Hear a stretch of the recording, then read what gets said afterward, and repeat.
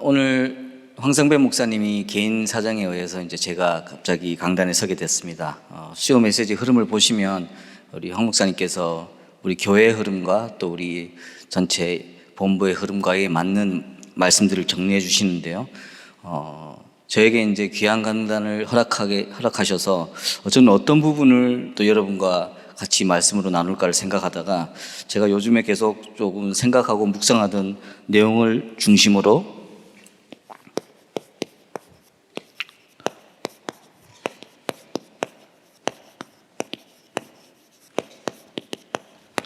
네가 나를 사랑하느냐라는 제목으로 말씀을 준비했습니다. 우리가 지금 중요한 시간표에 있고요. 또 이 중요한 강단 가운데 하나님께서 말씀 주시는 부분을 우리의 누림으로 이제 잡아야겠는데요. 특히 모든 말씀이 중요하면서도 나름대로의 메시지를 가지고 있지만 저는 특별히 요한복음 21장의 이 내용들이 굉장히 중요한 내용 중에 하나인 것이고요. 또 우리의 시간표와 맞는 내용들을 가지고 있고 또 어떻게 보면 이 21장을 이렇게 찬찬히 보시다 보면 한편에 좀 그림이 그려질 만큼 풍경이 조금 이 연상이 될 만큼의 그 내용들이 이렇게 전개가 됩니다. 그래서 저와 여러분들이 이 요한복음 21장의 이 내용들을 같이 그림을 그려보면서 지금 우리 현장과 우리의 시간표에 하나님께서 어떤 질문을 하시고 또 어떤 축복을 주시고자 하신가 하는 부분을 확인했으면 좋겠고요. 21장에 보면 찾아오시는 하나님이죠.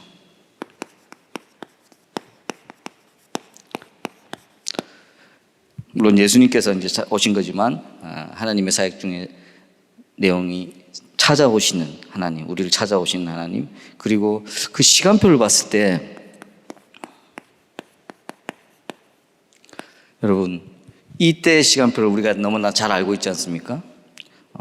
예수님께서 죽음에서 부활하시고 이제 근데 그 부활하신 이유를 생각해 보면 물론 이 죽음에서 부활하는 것 자체가 언약을 완전히 성취하는 내용 중에 중요한 내용이고 또 어마어마한 하나님의 권능을 보이시는 증거하시는 중요한 사건인데 그 제자들과 그 모든 로마 사람들과 얼마나 혼란스럽겠습니까? 그죠? 이게 거짓이다 아니다부터 시작해서 왜냐하면 우리가 상상할 수 없는 일이 벌어졌으니까요. 이게 무슨 소문인지 진짜인지 아닌지 환상인지 아마 그리고 이걸 또 사형을 집행했던 모든 집행했던 관련자들도 아마 너무나 당황하고 혼란스럽고 막 그랬을 겁니다. 요즘 뭐 계엄 상황 한 10배는 더 상황보다 더 혼란스러울 수도 있는 이 상황이었을 텐데요.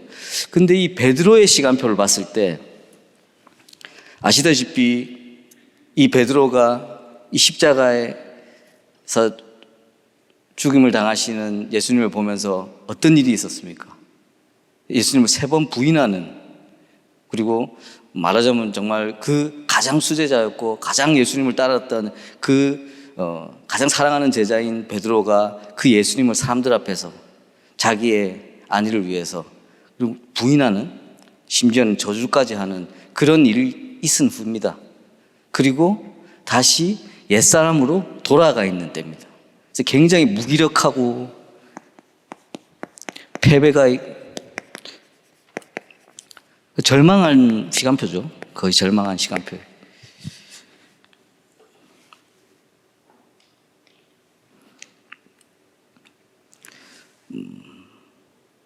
사실은 모든 소망과 꿈과 자기의 계획들이 무너진 상태고 또 심지어는 예수님한테까지도 자기는 개인적으로 얼마나 미안함과 물론 동이 틀 때 막 회개하면서 울부짖으면서 회개한 부분은 있겠지만요. 여러 가지 부분이 남아 있었겠죠.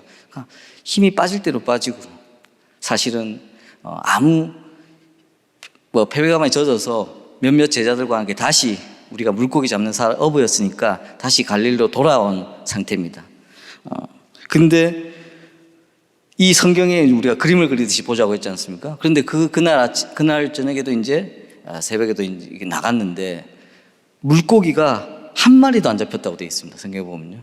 아니 그래도 7, 8명이 나가가지고 그물을 던지고 이러면 뭐 조그만 거라도 하나 잡혀야 되잖아요. 근데 성경의 내용에 보면 물고기가 한 마리도 아예 그냥 잡히지 않았던, 안 그래도 사람 우리가 같이 그림을 그려보자고 했는데 안 그래도 무기력하고 패배감에 있고 절망스러운 데 있지 않습니까? 하는 일이라고 돌아갔는데 거기에 물고기까지 한 마리도 안 잡히면 사람 상태가 어떻겠습니까? 그죠? 더 엎친 데 덮친 격이고 안 그래도 막 되는 일도 없는데 이거 참 여러 가지 가장 무기력할 이런 시간표였습니다. 그때 예수님께서 이 베드로와 제자들을 찾아오신 것이죠. 찾아오셔가지고 그것을 보면서 물고기를 좀 잡았느냐고 물어보시고 이미 뭐 못 잡은 걸 알고 계시고 그랬을 때 배 오른편으로 그물을 던지라고 말씀을 하십니다. 그러니까 그 배에 탔던 사람들이 어쨌든 여기서 중요한 것은 그 말씀에 순종을 하잖아요. 던졌어요. 던져가지고 뭐가 이때까지 아무리 수고하고 뭐 노력해도 한 마리도 안 잡히던 것들이 그물이 가득 차서 그냥 찢어질 끝하게 물고기를 잡고 끌어올리고 있었죠. 그때 그 물고기 수가 153마리라고. 이 153이 잘 알려진 게 그거잖아요, 여러분. 모나미 연필 보면 153 적혀 있잖아요. 모나미 옆에 우리가 제일 많이 쓰던 그 볼펜에 그 153이 이 물고기 숫자거든요. 그 모나미 기업을 이제 창업하신 분이 기독교 정신을 가지고 거기다 153을 딱 몰래 새겨 놓은 거지. 그런데 아주 센스 있는 저는 성경을 아주 깊이 있게 보신 분 같습니다. 어쨌든 그 153마리를 말하는 거예요. 우리의 아무 수고나 뭐 그런 걸 또 아무도 되지 않다가 하나님 말씀을 순종했을 때, 우리를 찾아오신 하나님 말씀을 순종했을 때 얻어지는 결과를 이제 표현하는 숫자인 것이죠. 그래서 근데 이 153마리도 중요한 게 아니면 일단 뭐 끌어올리고 있는데 이때 제자들이 뭔가 어디서 많이 본 장면 같고 이게 익숙하잖아요. 말씀을 순종해가지고 물고기에 끌어오는 이런 데자뷰 같이 이게 뭐였지 하다가 요한이 벌써 딱 깨닫죠. 주님이 오셨다. 그때 베드로가 급히 뛰어갑니다. 그랬을 때 그러고 나서 이 질문들이 이어지죠. 근데 이 질문 이전에도 보면요, 또 우리가 그림을 그리듯이 보면 예수님께서 조반을 준비했다고 하셨어요.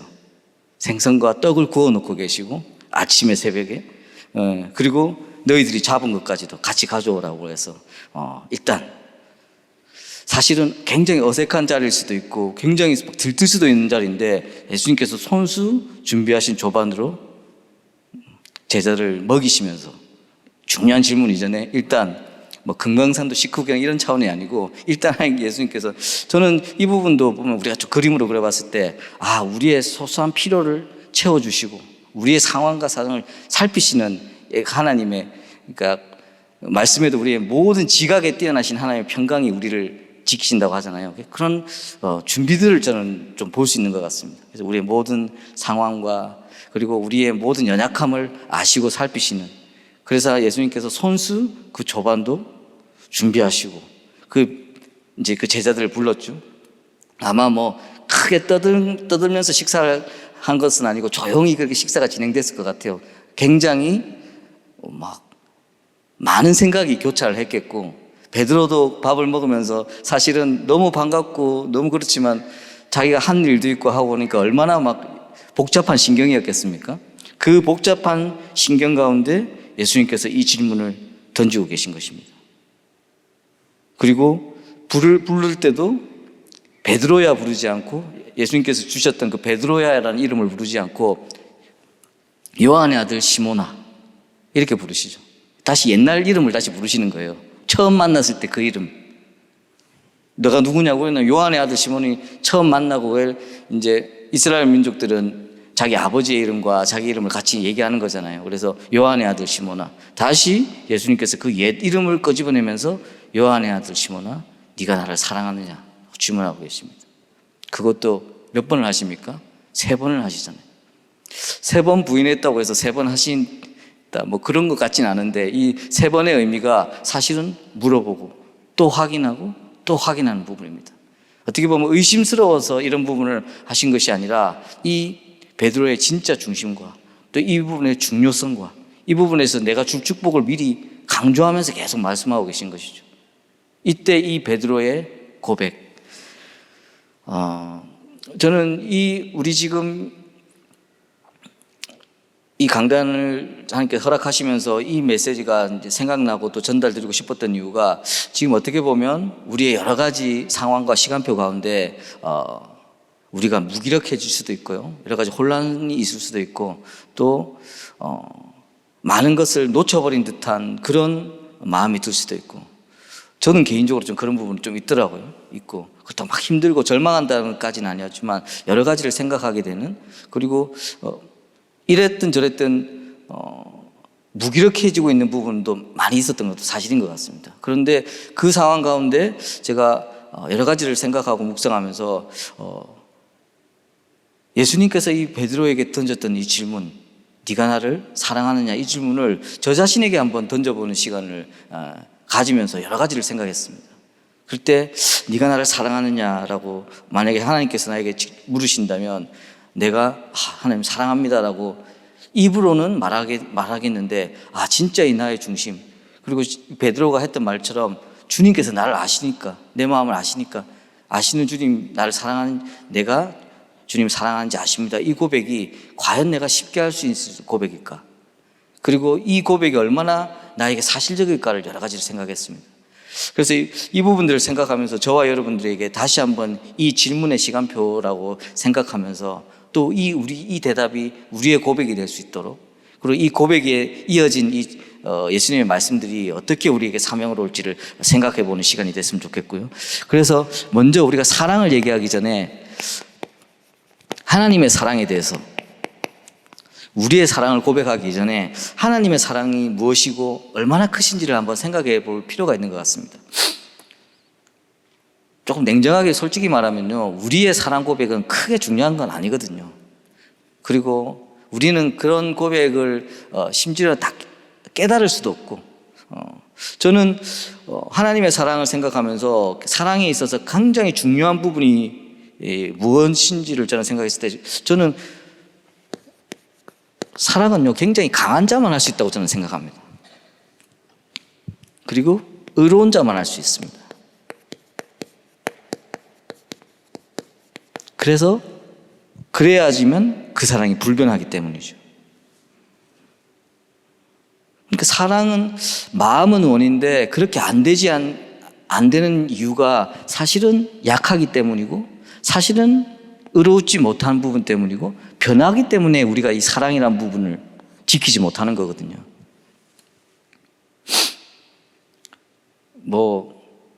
지금 이렇게 여러 가지 이혼 가정도 너무 많고 이런 부분을 그걸 가지고 막 문제를 삼으려는 건 아니지만요. 많은 가정들이 처음 결혼할 때 100년 해로를 약속하면서 말하자면 검은 머리가 팥불이 되도록 사랑한다고 굳게 약속을 합니다.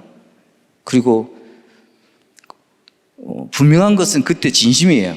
그렇지 않습니까? 내가 한 5년 후에 헤어질까 이런 생각을 하는 사람은 없잖아요. 영원히 같이 잘 살고 싶은 마음인데 그걸 유지하는 힘이 없는 것이지. 우리가 자식을 키울 때도 마찬가지입니다, 여러분. 우리 어린아이, 갓난아이 키울 때는 너무 연약하고 보살펴줘야 되고 말하자면 우리가 조금 젖을 안 먹이고 조금 돌보지만 해도 얘들은 금방 생명이 위태로울 좀 약하잖아요. 그때는 우리가 마음껏 사랑을 해주는 것 같아요. 근데 이제 얘들도 이제 머리 컸다고 지도 어른 됐다고 막 이러면요. 분명히 마음은 사랑하는데 이게 좀 완전하지가 않아요. 뭐가 보면 물론 우리가 한다고 했는데 미안한 것도 많고 우리도 이게 부족한 게 많고 내가 의롭다고 선하게 하려고 했는데 나도 성깔 있고 나도 화나고 나도 약하고 막 애들 보다 보면 그렇죠? 하는 행동 보다 보면 막 손이 저절로 올라오고 막 그렇잖아요. 지나고 보면 미안하고. 이게 진짜 사랑을 지킬 수 있는 힘과 그 의와 그 변하지 않는 힘은 저는 하나님한테만 있는 내용입니다. 그래서 우리가 오늘 이 베드로의 고백을 사랑합니다 고백과 같은 고백이 우리의 고백이 되기 위해서는 우리는 더욱더 이 하나님의 사랑을 확인하고 또 이 부분에 대한 깊은 누림과 깨달음 속으로 들어가야 되는 부분이 중요한 것이고요. 그래서 이 하나님의 이 강한 자만이 할 수 있고 의로운 자만 할 수 있고 변하지 않는 자만이 할 수 있는 이 사랑을 확증하신 것이 예수 그리스도시지 않습니까?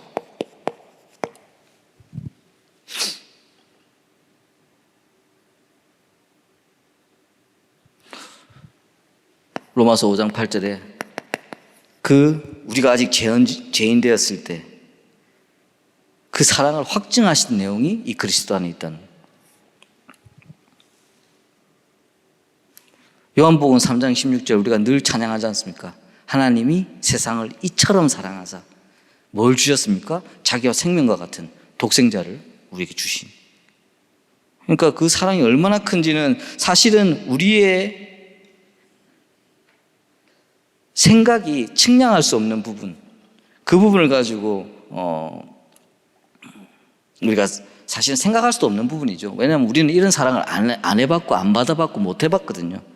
그래서 이 하나님의 그리스도 안에 이 얼마나 큰 사랑이 무엇인가를 우리가 생각할 때 이것 때문에 이 은혜가 크기 때문에 기뻐하고 감사할 수 있는 부분이잖아요. 다른 걸로 뭐 기뻐하고 감사하는 것이 아니라 이 부분에 대한 기쁨과 감사가 먼저 회복하는 것이 중요하고, 저는 이 하나님의 사랑을 하나님의 크신 권능 가운데서도 볼 수 있다고 생각합니다. 특히 이 창조의 이 권능의 힘, 생명의 권능의 힘. 세상에 죽일 수 있는 건 많습니다. 기술도 발달하고 그러면 핵폭탄도 만들고 한번 예전에 가장 최근에 떨어졌던 게 그래도 히로시마에 원자폭탄 떨어지면 몇만 명씩 죽이고 이런 거는 사람이 지금은 이제 몇몇 명이 아니고 몇백만 명도 죽일 수 있겠죠. 그런 힘은 굉장히 키울 수, 사람들도요 금방금방 만들어냅니다. 살리는 힘은 없습니다. 무너뜨리는 것들을 여러 가지 만드는 것 같지만요, 사람들 많이 만드는 것 같아요. 그죠? 지금 기술도 얼마나 좋아졌습니까? 근데 그 창조들이 결국은 계속 뭘 살리는 것이 아니라 결국은 다른 것들을 무너뜨리는 데 더 많이 쓰이고 있다는 것을 여러분 아셔야 됩니다. 그런데 하나님의 큰 권능이 이 창조와 생명 안에 있는, 이 안에 하나님의 어마어마한 사랑이 내포되어 있거든요.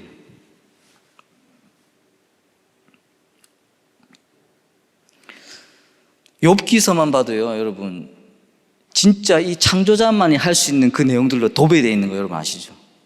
그냥 욥기서가 기록된 지가 우리가 추정해 봤을 때 한 3,500년, 거의 이제 3,500년, 4,000년 그 사이를 보고 욥기가 적어졌을 거라고 이제 기록되었을 거라고 생각하는데요. 우리가 창조과학까지 얘기하면 말이 너무 길어지니까. 근데 진짜 이 절망하고 이 무엇이 문제인가를 고민하고 있는 욥 앞에 하나님께서 나타나셔서 자기가 한 일을 설명하기 시작했을 때 그 내용들을요, 그 3,500년 전에 누군가 전해진 것을 적은 이 내용들을 보면 진짜 창조자만이 할 수 있는 내용들로 꽉 차 있어요. 그래서 제가 이 부분을 준비하다가 이런 부분도 있더라고요. 욥기서 26장 7절에 보면 북편 하늘을 허공에 펴시고 땅을 아무것도 없는 곳에 매다시며 이런 표현 있잖아요. 예를 들면 우리가 지구가 도는 거다, 태양이 도는 거다, 천동설 지동설 밝힌 것도 얼마 안 돼요.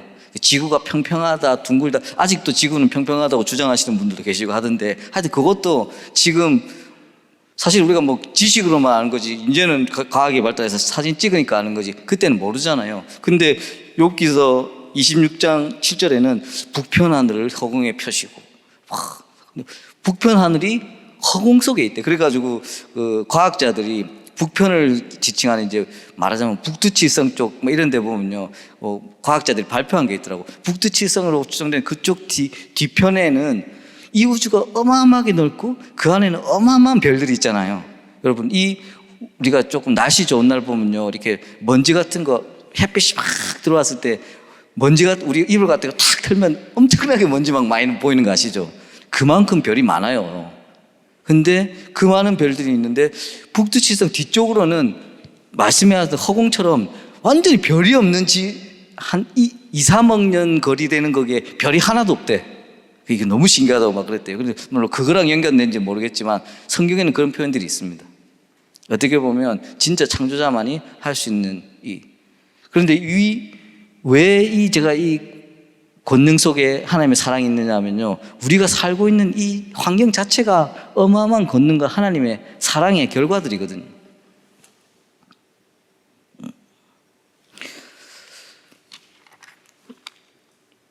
그 어떤 뭐 자꾸 뭐 창조과학을 말씀드리게 되는데 어떤 뭐 과학자들이 나름대로 확률을 계산해 가지고요.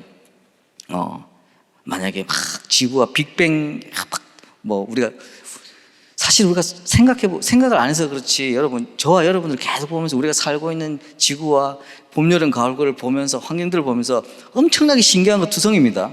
그렇잖아요. 근데 그걸 과학자들이 하나하나 확률로, 여러분 말하자면요, 지구가 이렇게 약간 기울어져 있고 달하고 중력에 기울어진 것 때문에 파도가 생기는 거고, 이런 것 때문에 대기가 순환되고, 이거 하나하나 그냥 지금요 태양과의 지구와의 거리가 딱 정확하기 때문에 이 정도 기온을 유지하는 거지, 조금만 가까웠어도 다 타서 없어지고 조금만 멀었어도 얼어서 없어져요. 이 모든 확률을 그냥 하나하나 그냥 계산을 해봤어.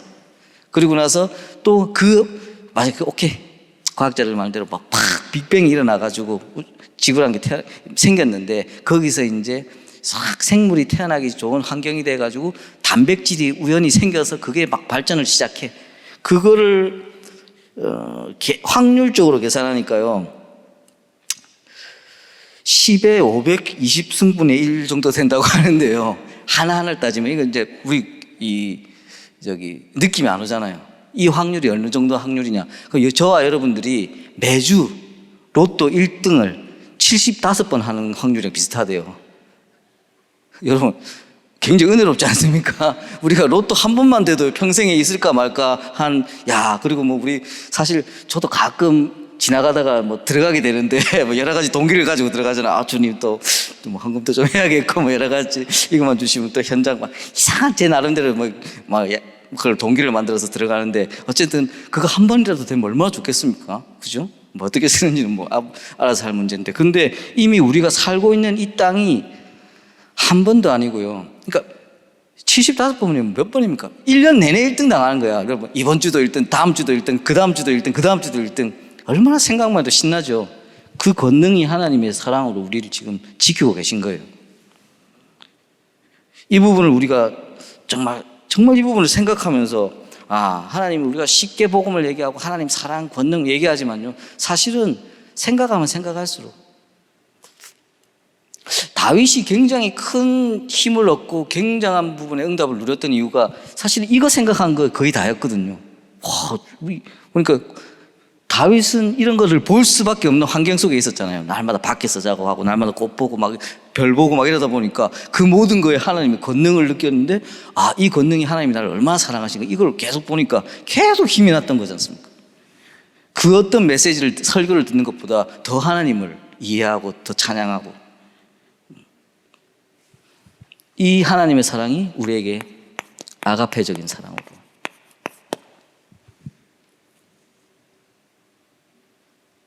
절대적인 사랑이죠.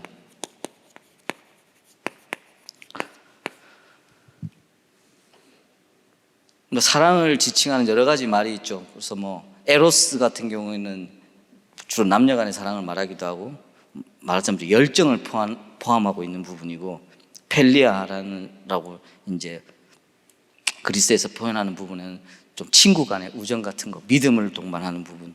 스트로게라고 하는 부분은 좀 헌신적이고 약간 일방적인 부모님의 사랑 같은 그런 거를 표현하는, 아까 에로스, 펠리아, 스트로게 막 이런 게 있습니다. 근데 이거는 그 모든 걸 다 포함하고 있는 사랑이에요. 아까도 말씀드렸죠. 에로스, 아까 말한 열정. 뜨거울 땐 난리 나죠. 막 하늘의 별도 달도 다 따라주고 싶다가 막 진심이고, 그런데 막 나중에 싸우고 죽 패고 서로 그러니까 친구, 펠리스 사랑, 그 믿음, 글쎄요.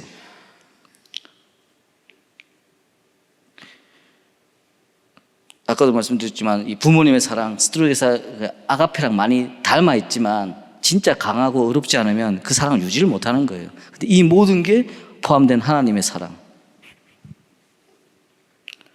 이 사랑을 우리가 먼저 알아야지 우리가 어떤 고백을 할 수가 있는 부분입니다. 그랬을 때 만약에 이 사랑이 우리가 지금 오늘 다시 생각되어지고 다시 그 은혜를 생각한다면 우리의 고백이 무엇입니까?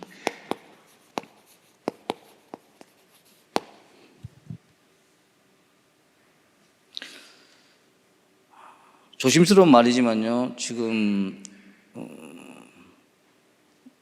다락방 안에서도 지금 탈다락, 인다락 해서 여러 가지 말들이 많고 또 우리가 생각해야 될 부분이 많고 그런 부분에 대해서 황 목사님께서도 많은 부분에 대한 방향을 주시는 것 같아서 저도 그 말씀 보면서 감사한데요. 저는 이 부분을 우리가 뭐 율법적이냐 회개냐 뭐냐 뭘 얘기하기 이전에 솔직히요, 이 고백이 우리의 고백이 사랑과 관련된 부분으로 생각한다면요, 율법이고 뭐고 생각할 필요가 없거든요. 근데 율법이 필요 없다 이런 부분이 아니라, 여러분 진짜 우리가 누구를 사랑한다는 것은 뭡니까? 마음과 생각이잖아요. 진짜 우리가 누군가 사랑하면요, 마음과 생각이 다, 아까 사랑 중에 에로스, 열정 같은 사랑, 마음과 생각이 완전히 다 뺏겨 있는. 뭐 교회 가라 마라 저도 이렇게 어쩔 수 없이 목회자 가정에서 자랐기 때문에 어릴 시절을 다 교회에서 보내지 않았겠습니까? 근데 아시다시피 워낙 반항도 많이 하고 뺀질뺀질 말도 안 듣고 그랬던 제가 어떤 순간쯤에 교회 가기만을 기다리는 순간이 있었어요. 중학교 때쯤인 것 같기도 하고. 그런데 언제냐, 그 당시 중등부에 마음에 드는 여학생이 생겼어. 그래가지고 그렇게 어떻게 주일이 이렇게 안 오는지요. 주일만 기다려. 그때 아버지 교회 가야지, 예배 드려야지. 제일 먼저 가 있어. 일찍 일어나가지고 막 단장하고. 우리가 진짜 사랑한다면 우리의 마음과 생각이 거기에 잡혀 있는 겁니다, 여러분. 이걸 가지고 이게 안 되는데 무슨 율법을 얘기해요? 그리고 우리는 막 자유스럽다고 말할 수 있어요? 그리고 이 사랑이 귀한 만큼 우리의 뜻과 정성이 들어가야 되는 겁니다.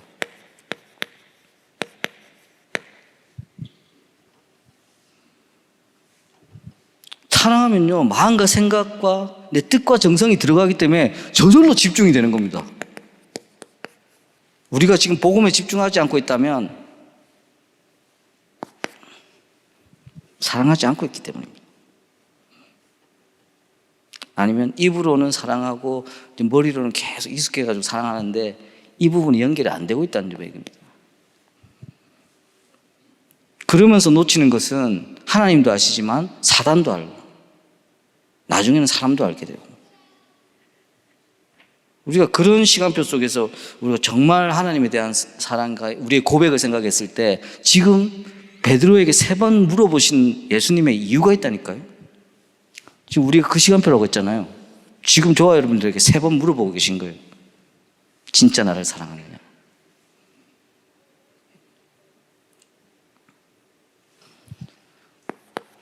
고린도전서 13장 13절에도 우리가 너무 잘 아는 말씀이잖아요. 믿음도 중요하고 우리가 소망도 너무 중요한데 사랑도 있잖아요. 근데 이제 13절에 어떻게 말씀하고 있냐면 믿음과 소망과 사랑은 항상 있을 거야.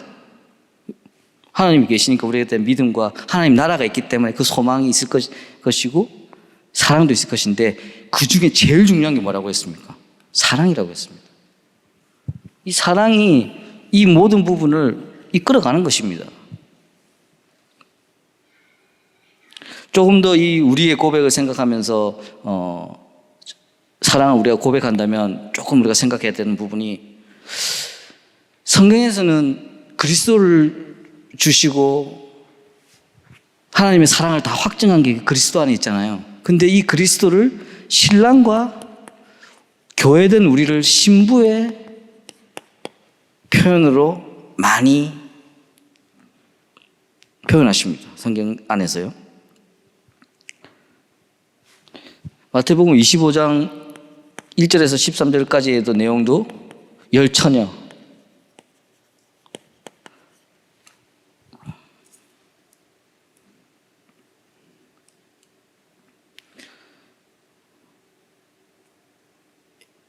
에베소서 5장 23절에 부부관계를 얘기하면서도 남편과 아내를 얘기하면서도 그리스도를 지금 말하고 있고요. 계시록 21장 9절에도 7 천사를 얘기하면서 기다리는 신부를 얘기하고 있습니다.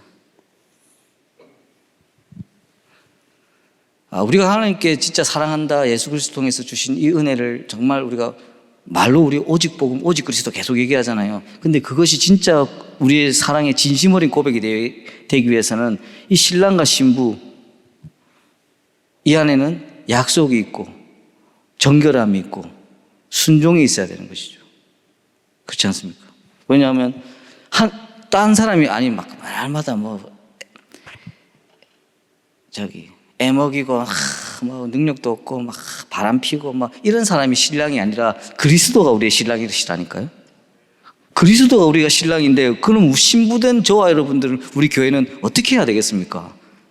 당연히 따르고 당연히 순종하고 당연히 그 부분에 맞춰야 되죠. 그리고 왜냐하면 여기 이 그리스도 안에 담긴 사랑과 이 권능과 이 은혜와 이 어려움이 측량할 수가 없을 만큼 많은데 우리가 진짜 신부된 입장에서 우리가 예수님 사랑합니다, 하나님 사랑합니다 고백하면서 실제 우리의 삶의 내용들은 우리가 막 좋아하는 드라마 소재 중에 그런 거 있잖아요. 진짜 잘생기고 진짜 막 능력도 좋고 말하자면 다 갖춰서 키 크고 막 능력 있고 똑똑하고 굉장히 착하기도 해, 막 선하기도 해. 그 사람이 재벌 아들이야. 그 회사에 있는데 그 회사에서 막 제일 힘들고 부모님 막 힘들고 막 그런 사랑을 나누면서 막 지켜주고 이런 거 보면 우리 되게 감동받잖아요. 그래서 무슨 동화로 말하자면 신데렐라 그런 꿈을 채워주는. 근데 우리는 그런 드라마를 찍고 있으면서 계속 딴 데 또 설깃설깃 딴 데 보고 어찌하면 또 딴 데 진짜 완벽한 것을 가지고 있으면서도 다른 걸 자꾸 흘깃흘깃하고 있는 거예요. 완전 사기꾼 같고 완전히 불량식품 같은 거를 보면서 좋다 하고 먹고 싶어 하고 따라가고 싶어 하고 그런 정결하지 못한 심하게 표현하면 음행하는 신부와 같은 모습을 할 때가 너무나 많습니다. 모르겠습니다. 여러분은 안 그런지 모르겠지만 저는 더 그런 것 같습니다. 그래서 이게 진짜 하나님 사랑한다는 이 질문에 내가 입술로는 고백할 수 있으나 내 삶과 내 중심과 나의 집중이 과연 그런 사랑을 내가 고백할 만한 자격을 말하는 건 아닙니다. 진짜 나의 상태가 어떤 부분인가. 이 부분을 깊게 생각해야 되겠고요. 그리고 여러분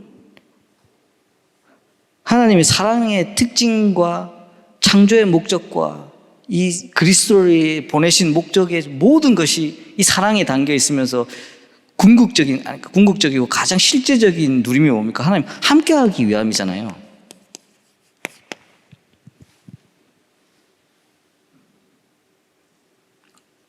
오케이, 우리 저와 여러분들 하나님 사랑합니다 고백했다고 쳐요. 그럼 날마다 우리 고백하고 있죠.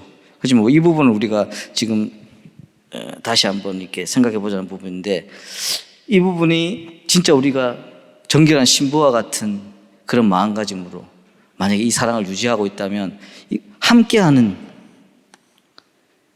이 축복을 누리고 있어야 되거든요. 여러분 누군가와 함께하면요 닮아가게 돼 있잖아요. 그렇잖아요. 그리고 친구들도 보면 이상하게 근데 친구보다 부부가 더 그런 것 같긴 해 확실히. 그렇잖아요. 부부 생활을 막 10년, 20년, 30년 하다 보면 이상하게 둘이가 좀 닮아져 있는 것들이 계속 생겨요.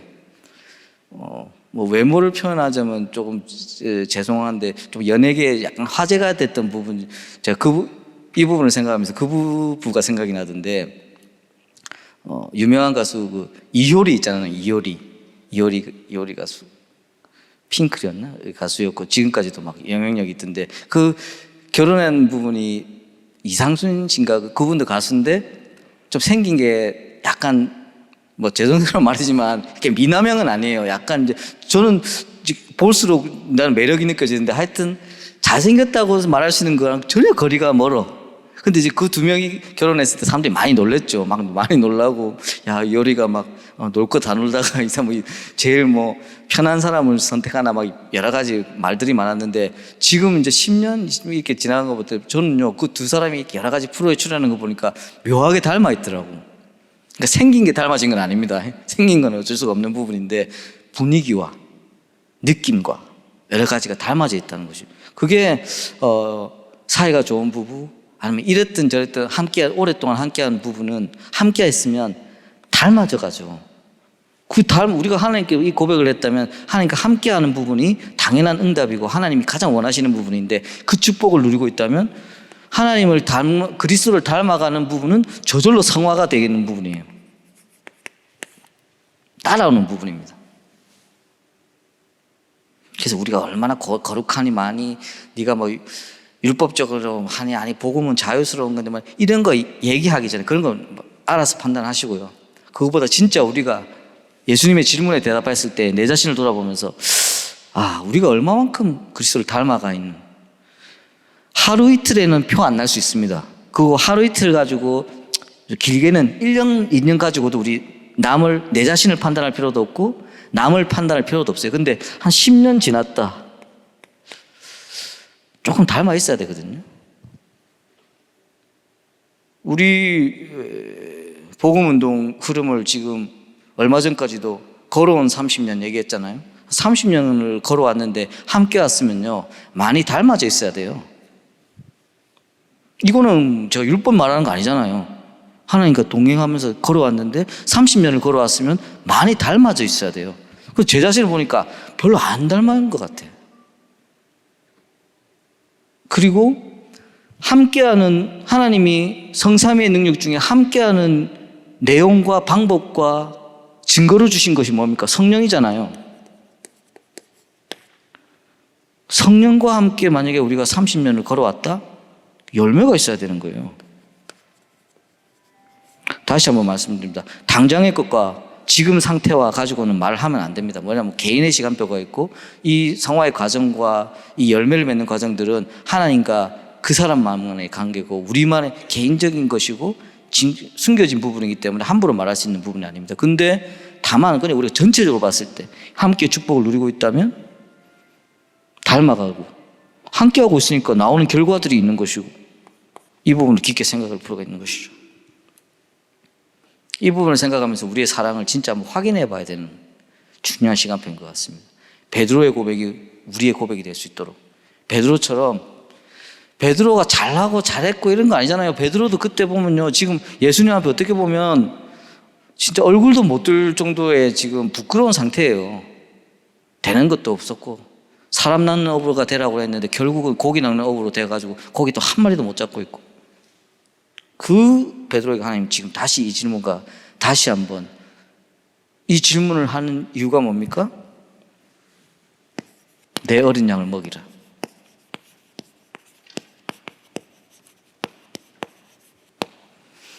이 질문에 우리가 진짜 이 사랑을 고백할 수 있다면요 하나님께서 우리에게 주시는 그 다음 내용이 내 어린 양을 먹이라는 축복을 주시는 것입니다.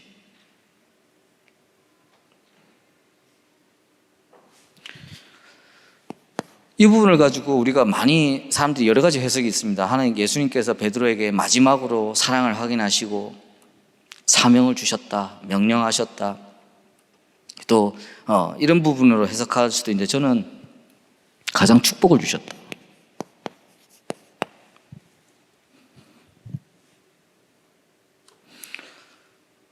여러분 예수님께서 이제는 모든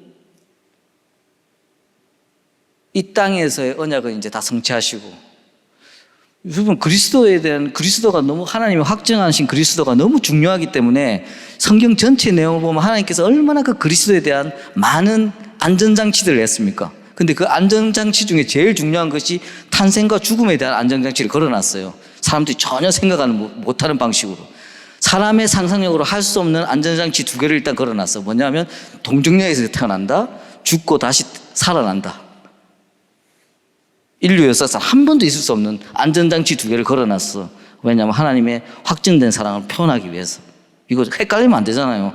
그 어마어마한 하나님이, 이 창조의 하나님이 이 그리스도의 언약을 줄 건데 그 어느 것도 따라하지 못하게 그걸 걸어놨잖아요.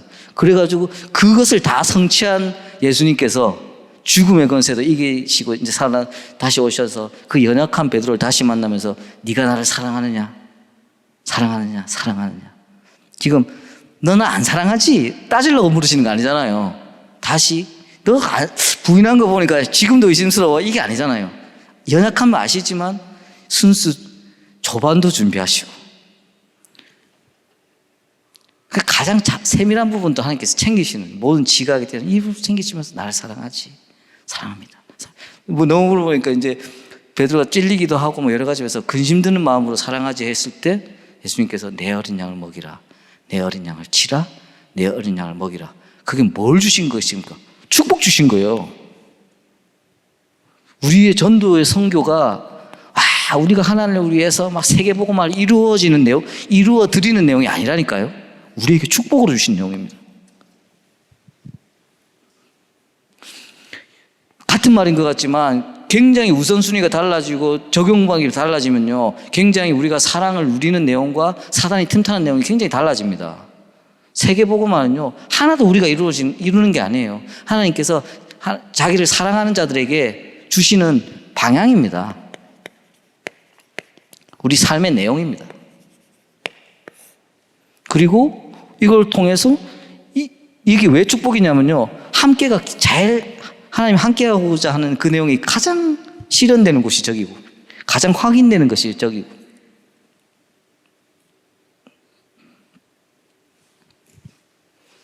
왜냐하면 마태복음 28장 20절에 우리가 잘 알다시피 모든 족속에게 내가 분부한 모든 것을 지키게 하라, 말하자면 이 축복을 주시는데, 그러면 어떤 결과가 나옵니까? 끝날까지 항상 함께.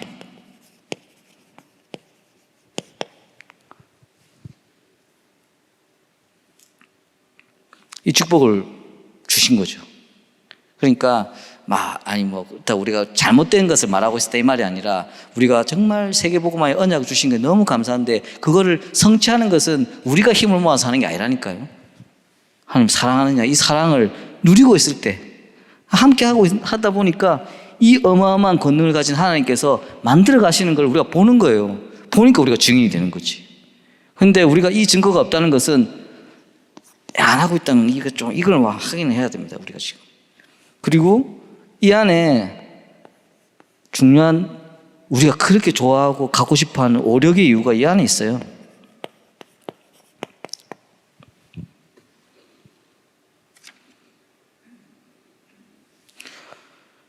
오력에 얘기했을 때도 우리가 자칫 착각하는 것은 채워지는 게 오력의 이유고 응답이라고 생각합니다. 아닙니다. 하나님은 그 귀한 바울에게는 건강을 빼버리셨어요. 건강만 뺐습니까? 나중에 다니면서 순환도 나가고 고난도 당하고 돌로 맞아 죽을 뻔하고 이거 많은 거 빼셨어요.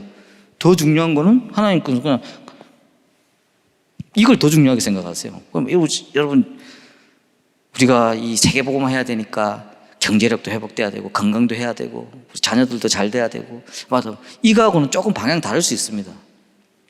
근데 만약에 이 부분과 진짜 연결된다면 거기서 필요한 오력은 하나님께서 아시죠? 아까 말씀드렸잖아요. 하나님의 그 권능과 그 안에 연결된 거, 이거 지금 요즘 로또 한 번 되면 보니까 10억에서 20억 사이에 걸리더만요. 일주일에 그래도 한 10몇 명씩 걸리대. 말씀드렸잖아요. 우리도 모르게 우리는 로또가 75번이 걸려야지만 되는 환경 속에서 하나님이 이끌어가는 삶 속을 이미 살고 있다니까요. 그래서 모든 만물의 주인 되신 하나님 앞에서 우리가 뭘 모아서 뭘 이루겠습니까? 그게 아니라니까요. 하지만 진짜 하나님에 대한, 좀 세속적으로 표현하자면 우리의 중심이 어떻게 됐을 때 이 일이 벌어지냐면, 그 유행가 또 있잖아요. 사랑밖에 난 몰라 이런 거 있잖아요. 내가 사랑밖에 난 몰라가 되면 따라오는 거예요, 그냥. 근데 아까 말씀드렸죠. 우리는 자꾸 딴 거를 정결하지 못한 신부처럼, 그리고 사단이 덧놓아놓은, 왜냐하면 사단이 펼쳐놓는 거는 당장 보기에 탐스럽고 먹음직스럽고 짜릿하고 즐겁고 이런 것들이 깔려 있거든요. 그리고 이런 부분들이 맛보기 시작하면 점점 더 하나님이 영원하고 완전하고 사실은 너무 중요하기 때문에 감추어지는 이 부분보다는 당장의 것들을 찾게 되는 우리의 본질적인 연약함과 악함이기 때문입니다. 이것을 깨뜨리고 우리가 하나님 사랑합니다라고 고백할 수 있는 이 고백들이 우리 지금 현장 가운데 시간표 가운데 회복이 돼야 되겠고요. 이 축복을 회복하기 위해서 저는 가장 중요한 것이 시편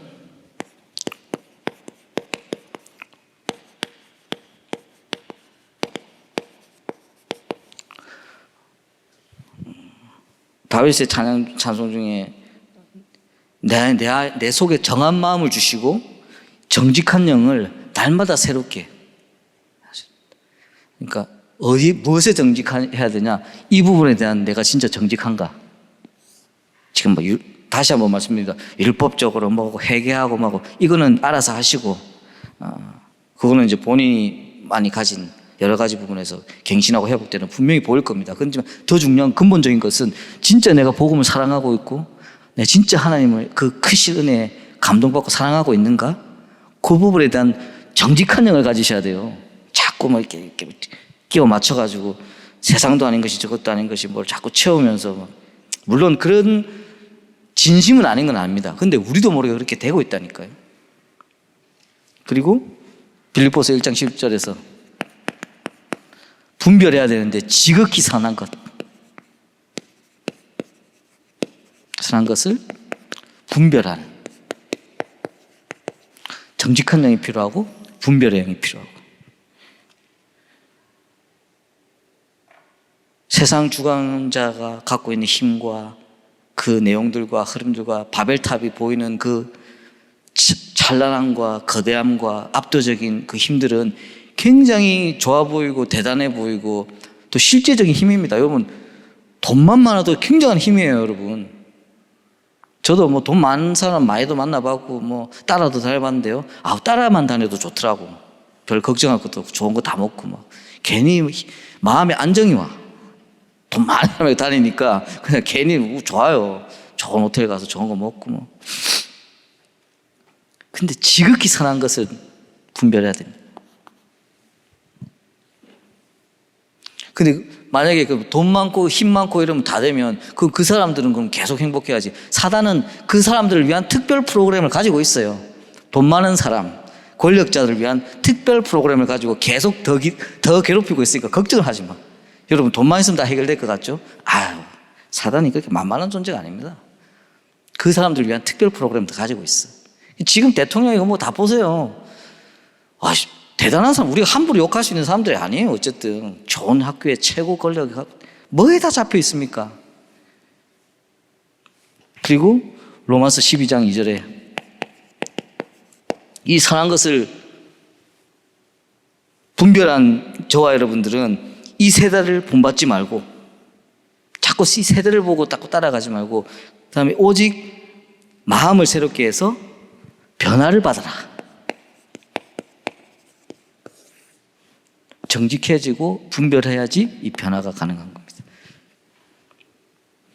이 변화를 받아서 하나님의 그 선하시고 기뻐하고 온전하신 뜻을 무엇인지 분별하고 그걸 따라가라고 말하고 계십니다.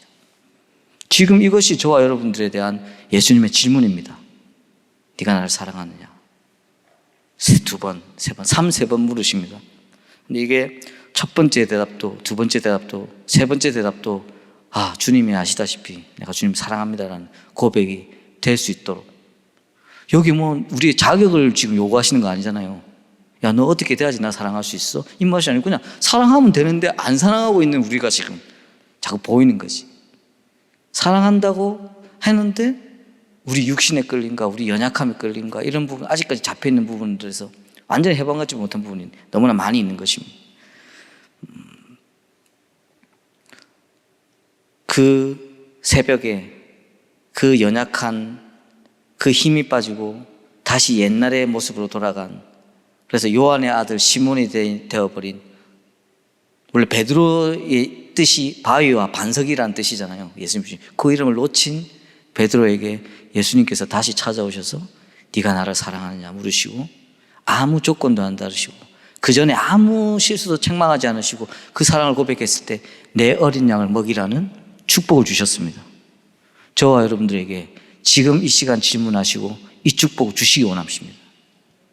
우리 교회가 이것을 고백하는 교회가 되어야 되겠고요.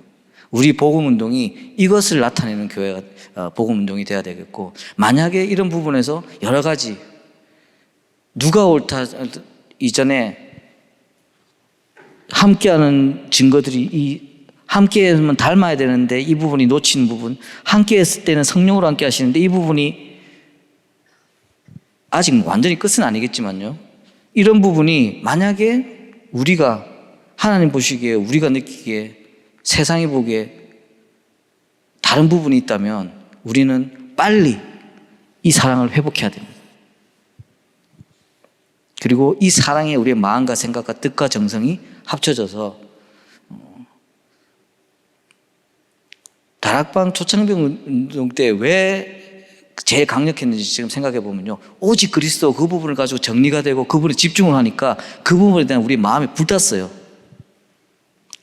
막 그래 교회 다녀도 그 뭐 구원지 뭐지 뭘 모르다가 그리스도 안에 주는 그리스도시여 살아계신 하나님의 아들이십니다 하고 그 비디오 틀었을 때, 테이프 눌렀을 때, 시작될 때 그때 집중이 어마어마한 사랑과 같은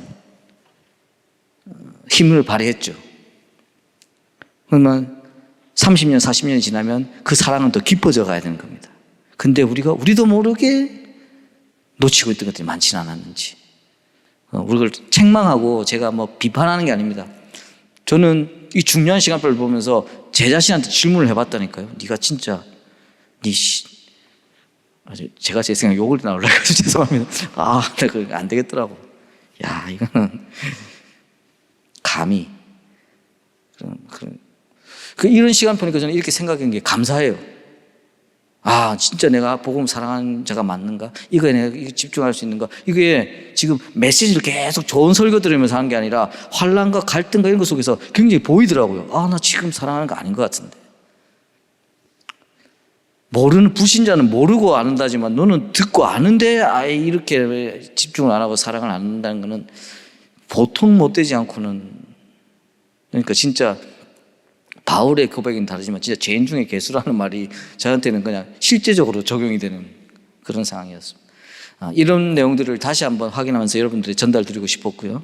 이 부분이 진짜 우리의 새로운 하나님의 부르심과 우리의 답과 그로 인해서 우리에게 주시는 축복된 사명이 될 수 있도록, 이 축복이 회복이 될 때 모든 것은 하나님께서 새롭게 하실 것이고 새롭게 시작하실 것이고, 만약에 다른 부분 갖고 싸우고 매달리고 우리의 집중과 마음과 이게 뺏긴다면 가장 사단이 좋아하는 방식으로, 지금 우리 세상을 보십시오. 정치를 보시고 문화를 보시고 모든 것이 강력하게 그냥 무너지고 있고 바벨탑이 세워지고 네피림으로 흘러가고 있고, 그 사이에 교회들은 갈피를 잃었고 쓸데없는 데나 지금 다니고 있고, 가장 혼란의 시간표입니다. 여기에 하나님을 사랑한다고 고백했던 우리마저도 그 갈피를 놓친다면 진짜 여러 가지 재앙이 와도 할 말도 없는 거고, 재앙은 와야 되죠. 이런 거 없이 뭐 잘 먹고 잘 살면 뭐 하겠습니까?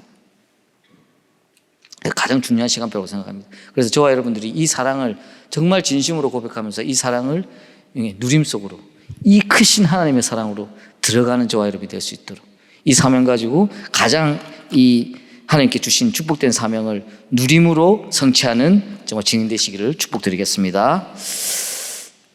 하나님 주신 사랑이 너무나 감사한데, 이 사랑에 정말 우리의 사랑을 고백할 수 있는 정말 증인될 수 있게 하시고, 우리가 이 사랑을 고백했을 때 하나님께 주신 이 축복된 사명을 함께 하심의 누림으로 감당할 수 있는 능력의 증인될 수 있도록 우리를 인도하여 주시옵소서.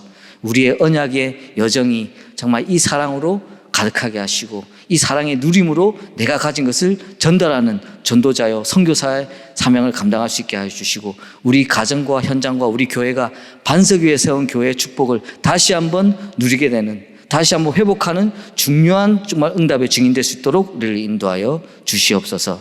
모든 말씀 살아계신 예수 그리스도의 이름으로 기도드립니다. 아멘.